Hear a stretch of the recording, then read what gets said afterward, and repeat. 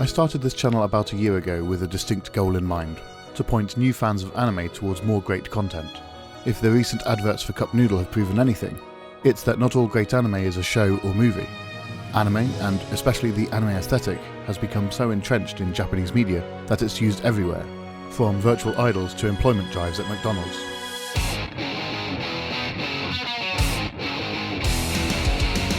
It's not surprising then that video games latched onto the look early on. Japan and Japanese developers did a lot to define the video game industry in its infancy, and it's to be expected that they'd looked to the other visual mediums of their country at the time, namely manga and anime, when shaping the games a lot of us grew up playing. But, whilst leading companies such as Nintendo and Sega soon sought to differentiate themselves and craft a unique look moving forwards, plenty of big names such as Squaresoft and Namco would go on to popularise an aesthetic genre unto itself, commonly known, for want of a better name, as anime games. Like many fans of anime, I'm drawn to these games from a visual standpoint, regardless of what actual genre they fit into. Thanks to this interest, I've learned to love plenty of genres that initially put me off, such as turn-based RPGs, grid-based strategy games, and even volleyball, though I can't remember exactly which game spawned that infatuation. Much like any medium, there's a lot of mediocre content to sift through to find the truly special stuff. I've got a list as long as a Daimakura of anime games I'm a huge fan of, from Tales of to Valkyria Chronicles, but there's one game out there that stands head and shoulders above the rest. A lot of anime games borrow the look of the medium, but rarely do they nail the feel. Playing through these titles, as beautiful as they are, seldom feels like watching great anime. Ni No Kuni changed all that. Developed by one of the best contemporary studios putting out Japanese role-playing games at the moment, and animated by none other than Studio Ghibli, it was always going to be something special. Today, I'll be looking at how Level 5 bottled magic, and why Ni No Kuni might just be the best Ghibli film you've yet to play.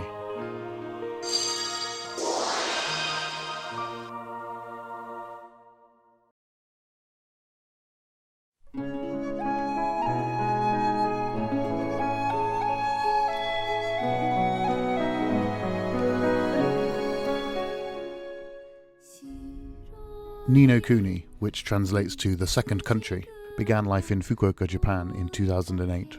Level 5 are a prominent game studio in Japan, with several massive franchises to their name, including the ridiculously popular Yokai Watch. As they approached their 10-year anniversary a decade ago, founder and president Akihiro Hino decided they needed something truly special to commemorate it. He decided to pitch a brand new IP, not only to the rest of his team, but also the world-renowned animation house Studio Ghibli, for a collaboration of video games and art that championed virtues both companies shared. Ghibli had just wrapped on Ponyo, and with no new projects on the table, they were enjoying a rare stretch of free time. It was largely thanks to this that the studio was receptive to the idea of a collaboration, and longtime Ghibli producer Toshio Suzuki, who has overseen pretty much every great Ghibli classic, met with Hino to hear more about the project.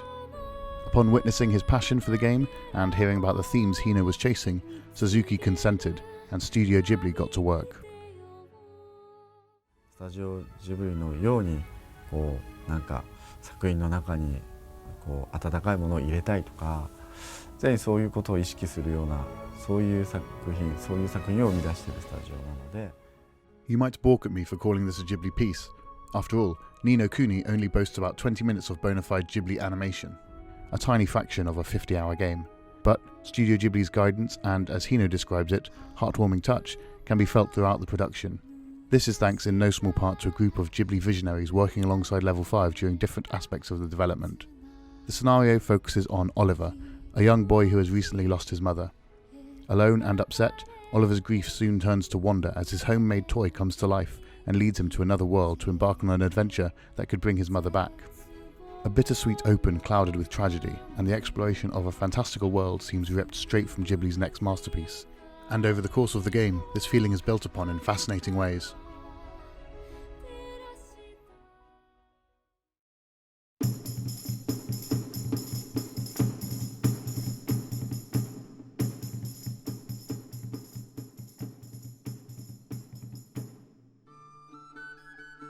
Announced for release on both the Nintendo DS and a mysterious second platform, the handheld version of Ni No Kuni debuted nearly a year before its console counterpart. Known as Ni No Kuni, Dominion of the Dark Djinn, this title remains a Japanese exclusive to this day, a bloody shame considering just how impressive it is on the original DS hardware. It's a beautiful game that makes the most of the system's capabilities and thumbs its nose at perceived limitations. This pocket-sized adventure was packed full of the charm, humour and gorgeous visuals that would go on to make the Ni No Kuni brand such a hit worldwide, and the love and care Level 5 put into making this feel like a true Ghibli piece, even outside of the cutscenes, shines. The beautiful backgrounds when adventuring and fighting, and the wonderfully rendered character models all sell this as something authentic, and well deserving of the Ghibli name. Perhaps best of all, the DS touchscreen allows you to draw the spells yourself instead of choosing them from a list, something that makes every aspiring wizard out there feel truly magical. Considering it launched to rave reviews, I'm stunned it never came west. Lacking an official release, it's no surprise that a team of talented fans have been hard at work for years translating this game. As the project is nearing completion, with all translation finished and only troubleshooting to tackle, this long-awaited translation is finally nearing its highly anticipated release. I was lucky enough to chat to the long-suffering project leads who have been toiling away, and they were kind enough to let me share this exclusive footage with you. Angela has been working on the project for longer than she cares to admit. Having pitched in out of a mutual love for the game and the Japanese language, as well as being an admirer of both Level 5 and Studio Ghibli, Ni No Kuni made perfect sense to fill her time and keep her language skills on point. Aside from being a personal challenge, she's driven by the hopes that other people will finally get a chance to play a portable RPG of this caliber. After playing the latest build of this game, I can safely say the time they've committed has been worth it. Even 8 years on, Dominion of the Dark Djinn is a wonderful title that defies the aging hardware it's confined to, and deserves to go down as one of the best portable experiences out there. The PS3 version came a year later, boasting a fuller experience, with heaps of extra content, an entirely new endgame and of course, a much sharper resolution. For all the praise I just heaped on it, relegating these gorgeous hand-drawn Ghibli cutscenes to the DS's diminutive display feels a little criminal. Wrath of the White Witch rectifies that. Released in 2011 in Japan, and taking a further 18 months to finally hit our shores, the PS3 version feels like a perfect execution of Akihiro Hino's stunning vision. It didn't take long for everyone to realize it. This was something special. そうですね、大きなテーマというのはやっぱり一番考えたのはやっぱ子どもたちにいい作品を届けたいっていうことなんですけども。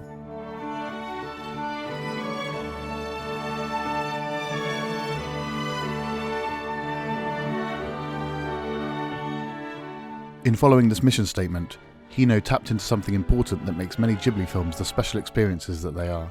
Knowingly or not, Hino and his team stumbled upon the same magic formula that made titles like Spirited Away and My Neighbor Totoro such timeless classics.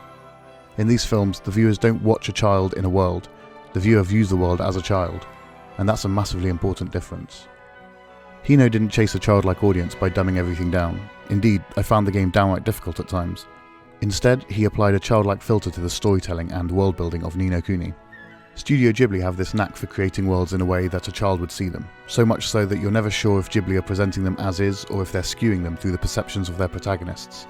It conjures a spell that makes any audience member feel as if they're 10 years old again, where the world felt much bigger than it really was, where the villains were much more villainous, and the magic of nature, friendship, or even just magic, that much more magical. Ni No Kuni casts that same spell. By viewing the other world through Oliver's eyes, we see it as a gargantuan place, with wildly different regions, funny characters, and weird rules and traditions.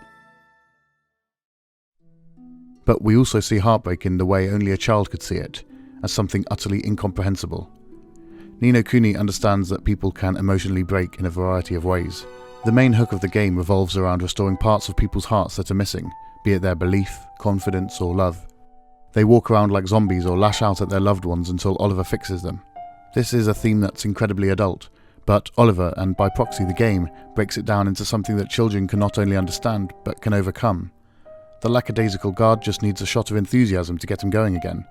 The fisherman, who can no longer face the sea, needs to borrow some courage. And the mechanic, who's become an abusive husband after being shaken by his daughter's brush with a potentially fatal illness, just needs a helping of kindness. That last one is particularly chilling, and the game is full of these darker turns, always filtered through Oliver's endless optimism. Even the premise of the game itself, that Oliver can save his dead mother by adventuring in another world, is entirely dependent on Oliver's belief that you can overcome anything with enough grit and determination, even death. This childish lens is firmly affixed throughout the adventure, securely tethering a brilliant naivete to the proceedings. Charming misunderstandings that children often make form key points of the story. For instance, when Ollie encounters a storm when sailing to the party's next destination, the eye of the storm is a literal eye. Any stick lying around on the ground could very well be a magic wand, and on the island of Tahiti, here spelled Tahiti, the populace runs on comedy. It's these innocent misunderstandings that further the point that Ollie is the author of this land, and that we're experiencing it through his fascinating imagination.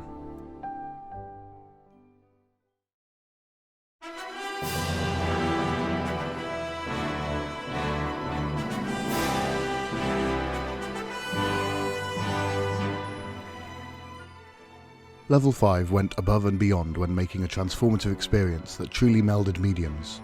Enlisting the help of Ghibli for the animated cutscenes wasn't a throwaway decision, and their involvement wasn't squandered. Instead, the entire game is rendered to emulate that classic Ghibli style in full 3D, and through some brilliant use of cell shading and technical wizardry, Ni No Kuni more than looks the part. Within the game there's also a tome called The Wizard's Companion, a 340-page ebook of sorts that you can flick through at your leisure. It's a mammoth compendium of lore, spells, alchemy and even fairy tales, not to mention a huge bestiary of all the little critters you can catch and train.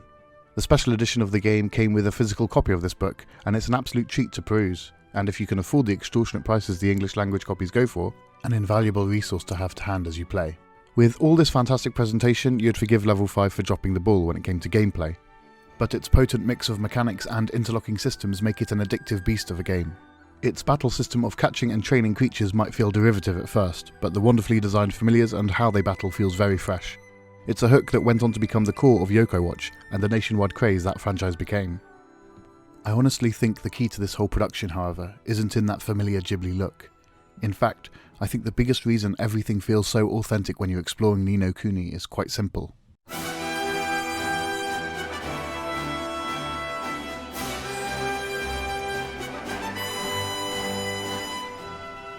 The soundtrack.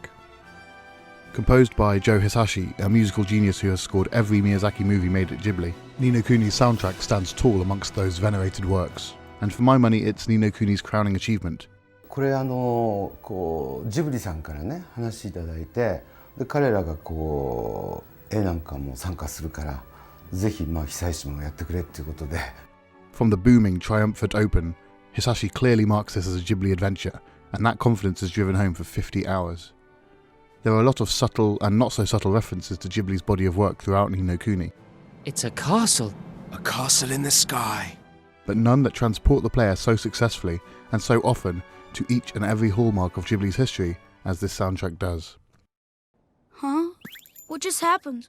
You just witnessed the rebirth of Drippy, Lord of the Fairies. Who? What, are you deaf or something? Drippy, Lord of the Fairies, I said, didn't I? Drippy. Localization can make or break a game, and the follies and pitfalls of these endeavours, as well as the huge amounts of effort, money and manpower they can take, are the reason a lot of Japanese games never come to the West. A bad job can either take too many liberties with the source material, or conversely feel too clinical in its adaptation. Somewhere between these two extremes there's a knife edge to balance on, and it's there that the team at Schlock danced for a year as they localised Ni No Kuni. In a short interview with the IGDA, Ollie Chance, who helped bring Ni No Kuni to the West, and consequently brought Drippy to the Valley, had this to say on localisation. A localisation should be invisible. Why should a little kid who just wants to enjoy a game or movie be forced to care that the game or movie in question began life in another language, or to go elsewhere to learn something about that language or culture before he can enjoy that product? As I mentioned in my video about yokai, I think culture can and should survive the dubbing process. Introducing a viewer to something alien can be interesting, exciting and enjoyable, if handled correctly of course. Despite this, the invisible localization in Ni No Kuni is utterly outstanding. Morgan Rushton, editor at Schlock Limited, released a localization case study in which he goes into detail about how difficult choices were made and where their directions came from. It's a fascinating read that showcases a wonderful connection between the team, the source material and the original creators.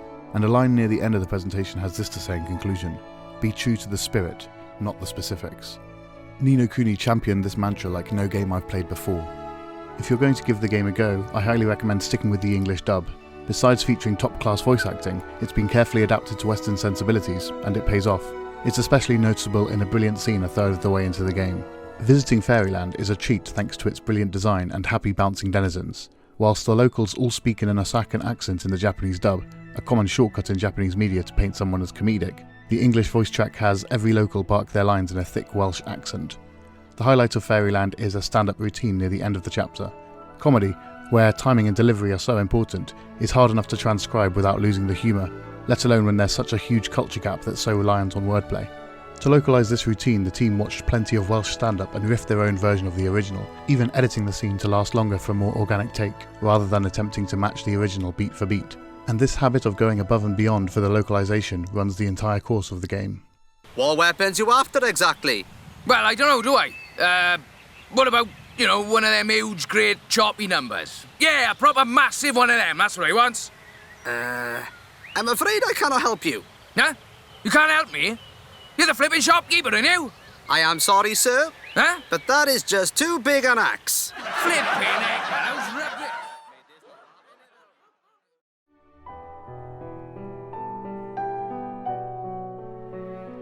Ni No Kuni went down a storm with critics and consumers alike, so it's no surprise that there's a sequel just around the corner. On the 23rd of March, which is about a week away from the time of writing, Ni No Kuni 2 Revenant Kingdom is set to launch on PS4 and PC, and looks to be a welcome return to that magical world. Despite Studio Ghibli being uninvolved in the sequel, their legacy lives on, thanks to a familiar, up-resed aesthetic, and a team that boasts Ghibli staffers sure to bring that same brand of magic to the proceedings. Studio Ghibli themselves have gone dark in the last few years thanks to various Miyazaki-related reasons, and whilst we wait for his return, it looks like I'll just have to get my Ghibli kicks from video games instead. And you know what? That's just neato. Nito! Nito! Nito!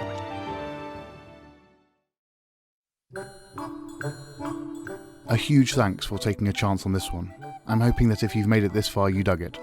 More so than any other upload, I'd love to hear what you thought about this in the comments below. I want to say a huge thank you to Rafael Vidare and Nacha Pongsapani, whose names I hope I didn't just butcher, for letting me use their wonderful music in my video.